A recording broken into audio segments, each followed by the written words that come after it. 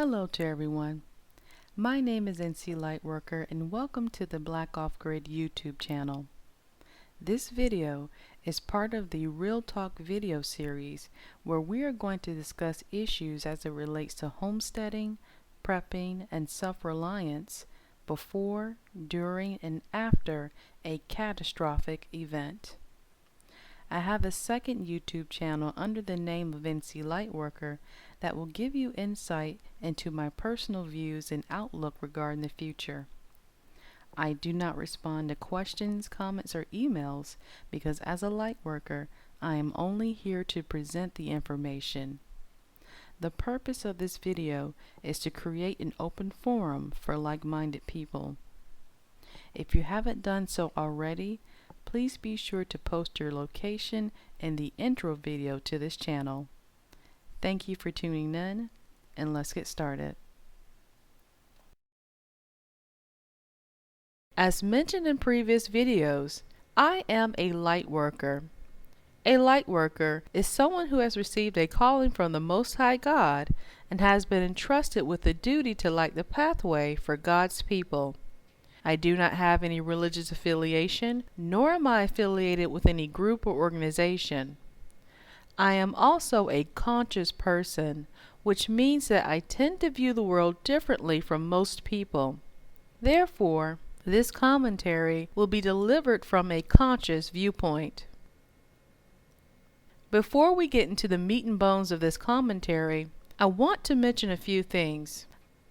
I have been on a spiritual journey since 2012, and within this journey, I have acquired wisdom and understanding. I understand that religion is something that people hold near and dear to their hearts. I respect a person's decision to practice religion, to use religion as a means to connect with a higher power. Unfortunately, I am expecting that there are going to be some people that will hit the dislike button and or comment without listening to the commentary in its entirety.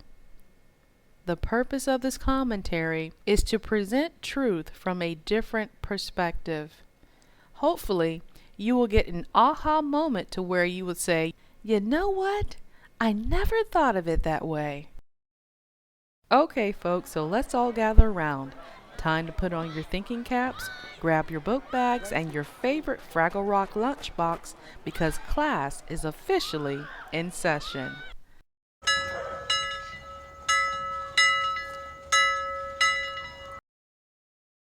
Life on Earth is like a school, and within this school you are presented with a series of tests. People operate on different levels of consciousness, and it is the individual's responsibility to elevate their consciousness, to move up the next grade level, so to speak. To do this, you will need to tap into your God-given ability to think and reason. This will result in a greater knowledge of truth and wisdom. So imagine this. We are all sitting in a classroom, and our instructor for today is Big Brother Jesus. Jesus got called to the principal's office over the intercom and had to step out of the classroom momentarily. But before he left, he gave us an open book test to complete. When asked when will he return, Jesus simply answered, "Soon. I'll be back real soon." So what I'm going to do is share my wisdom with you. So basically, I'm going to let you cheat off my test. Question number 1. What is the purpose of man's creation? A. The earth. B. Himself. C. His fellow man. D. Past, present, and future. Or E. All of the above. Oh, well, this is an easy question. I know that the answer can be found in the first chapter of the Bible. Let's look at the order of creation. God created the heavens, the earth, and everything in it before He created man. Then God gave man dominion over the earth. So that means that A is right. But let's look at the other answers. I know that God is love, and He teaches us to love our fellow man. But before you can truly love another person, you have to discover self-love. So this means that both B and C are also correct. We stand on the shoulders of giants, and it is important that we honor and learn from our ancestors. Furthermore, what we do in the present, especially as it relates to the earth, will ensure the survival of generations to come. Okay, so it looks like the final answer is going to be E, all of the above. Question number 2. What is the Bible? A book. B, a lesson manual. C, both A and B. Or D, none of the above. Well, when I look up the word Bible in the dictionary, it just means book. That's it. So A is right, but let's look at B. I know that the Bible contains parables or short stories that all have morals to them. Since life on earth is like a school, maybe these stories are lessons to let me know how life on this earth will function. That in this life, you are going to be called into action like Noah. And in your life, you're going to have haters and naysayers and people that will try to crucify you like Jesus. So this means that B is also right too. Okay, so the answer for this question is C, both A and B. Question number 3. Does the Bible contain the complete truth about life? True or false? Now, it is interesting to note that you cannot find the word Bible in the Bible. It is referred to as the little book. Well, if this is the little book, then I wonder what bigger book did it originate from? Also, the Bible makes references to books that are not included in the Bible. Therefore, this lets me know that there must be more truth out there for me to discover. And since I have everlasting life, there is no way that one book can contain the complete truth about life. So the answer for this one is B, false. Question number 4. Who is your Savior? Uh-oh. Well, this one's a toughie.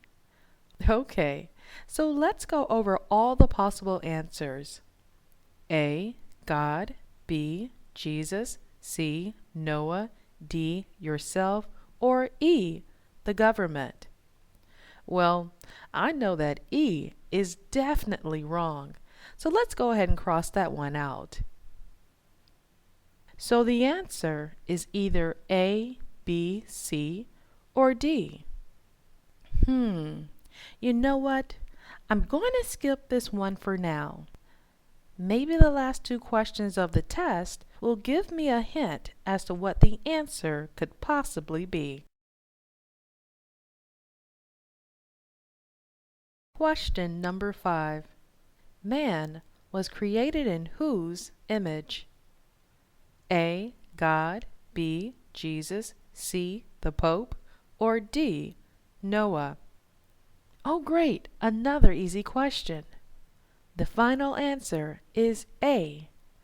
Man was created in God's image. Question number 6. Is man weak? True or false?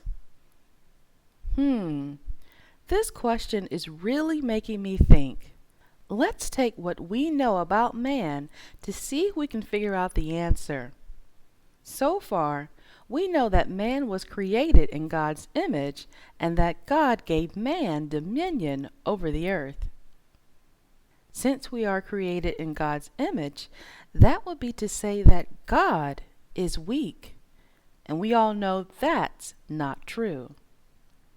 And taking a lesson from the Bible, the stories of Noah and Jesus were examples of men who received a mission from God, faced trials and tribulations, and yet they were able to see their mission until completion. It took great strength to be able to do that.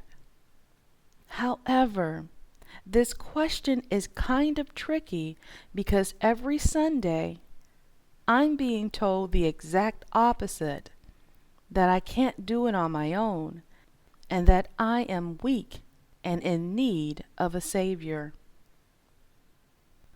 Rather than believe what I am being told, I'm going to lean on my own understanding. I'm going to trust my ability to reason. The final answer is B, false.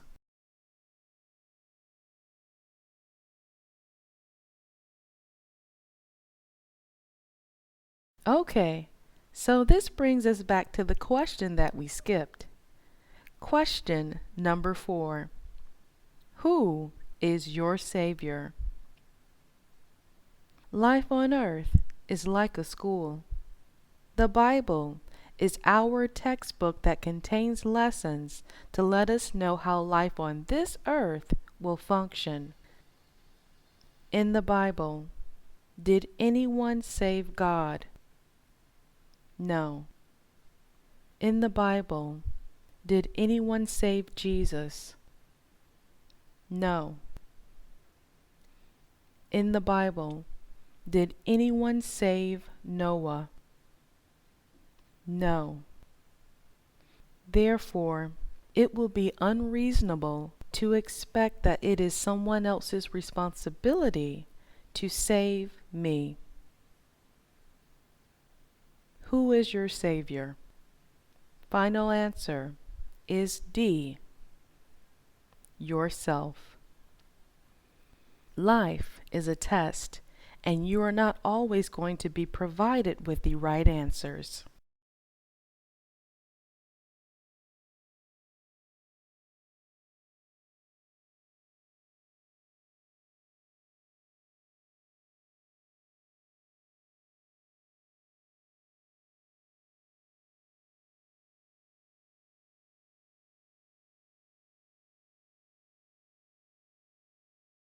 The title of this commentary is Christians Will Not Survive SHTF. So we have reached the meat and bones of this commentary, which is the hardest part of the lesson that I am delivering to you. Life is a test, survival of the fittest. The main reason why Christians will not survive is because they will not pass their test. Most Christians are unaware that class is in session. Life is a test, and it was not someone else's responsibility to provide you with the right answers.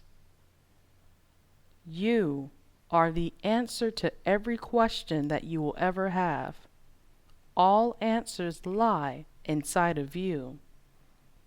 The quest for truth, knowledge, and wisdom is a journey that the individual has to travel. It is a process. It is an experience.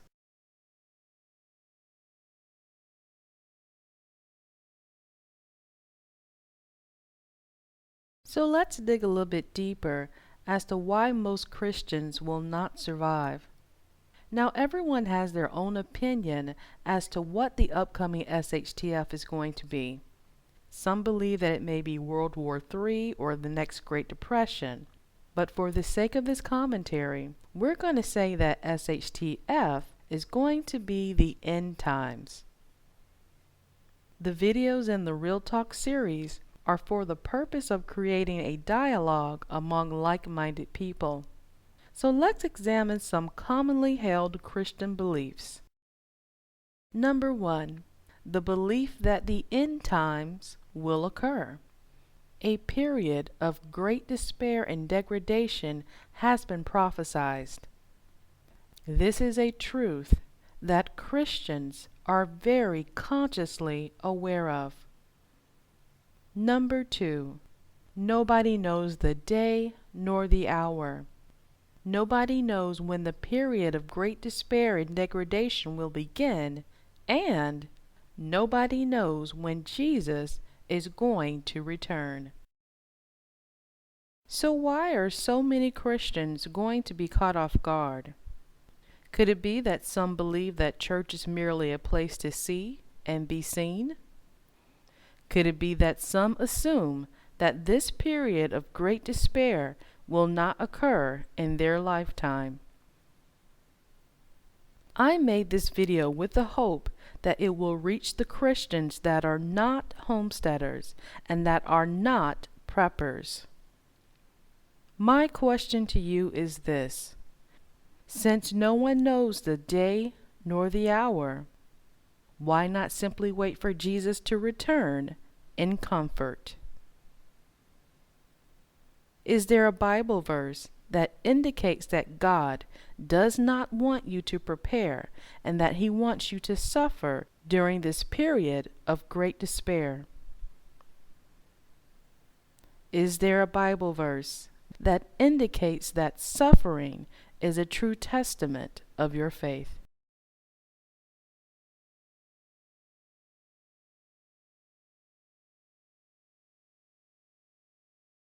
Life is a test, survival of the fittest. Most Christians will fail to take responsibility for their survival because they were led to believe that the correct answer could be found outside of themselves. It is my responsibility to plant the seed so that you will be the catalyst for action, to where you, like Noah, will become your own savior.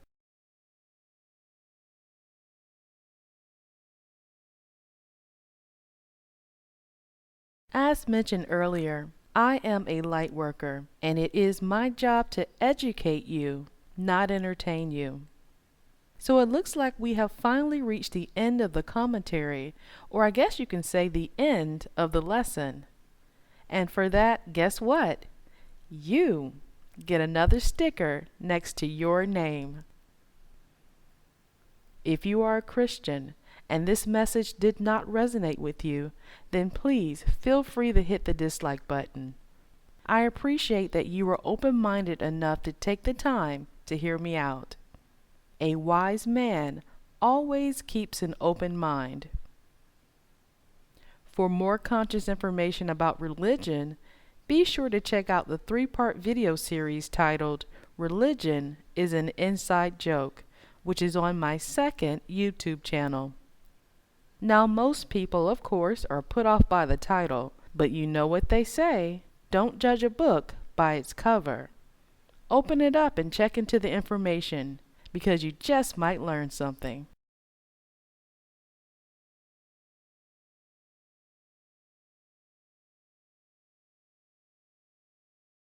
The Homestead Research Guide, What You Need to Know Before Buying Land, is now available. The price of the book includes everything: taxes, shipping, the whole shebang, and the proceeds from the book will allow me to continue to make more videos for the Black Off Grid channel. Thank you in advance for your support.